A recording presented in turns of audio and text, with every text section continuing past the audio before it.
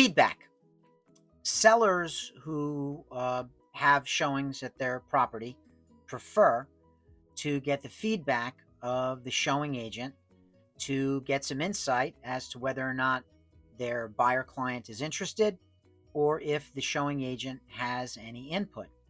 And we have mechanisms in place to reach out to the showing agents who 99.9% of the time represent the buyer's agents, and solicit them for their feedback on the showing. About half the time, we do not get a response, and this is a source of consternation, if not annoyance, for some of our seller clients. But what you need to understand is in the current landscape of the real estate market now, buyer agents may prefer not to give feedback to protect the confidentiality of their clients' thoughts. It's not that they don't want to be professional. It's not that they don't want to be uncooperative or disagreeable. It is simply that they work for the buyer and they have an obligation of confidentiality to the buyer, and the listing agent works for the seller and they have the same obligation of confidentiality on the seller side. But buyer agents are not obligated to give feedback, and in some instances, there's a concern that if they divulge their client's thoughts, that it would breach confidentiality and perhaps even harm that buyer client's negotiation position.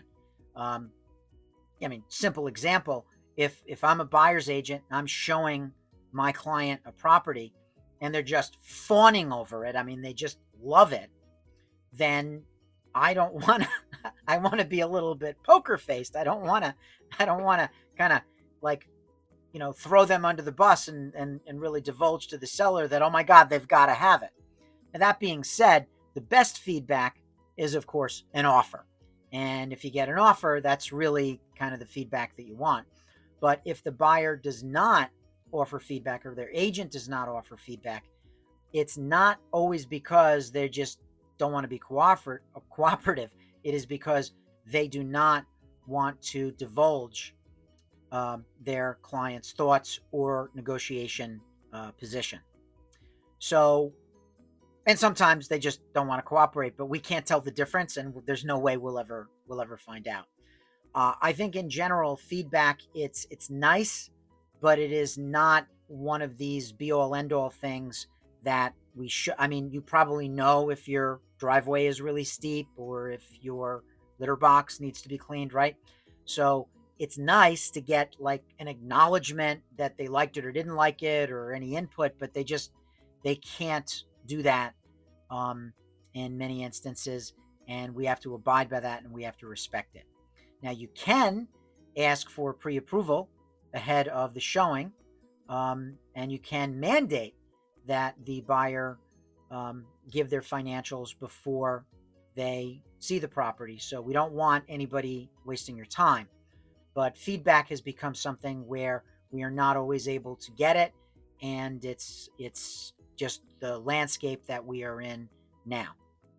If you have any further questions about this or any other real estate matter, or if you want feedback on something else regarding Westchester real estate, reach out and I'll be happy to give you a no obligation and confidential consultation and give you all the feedback you want on your real estate questions. I am here to help.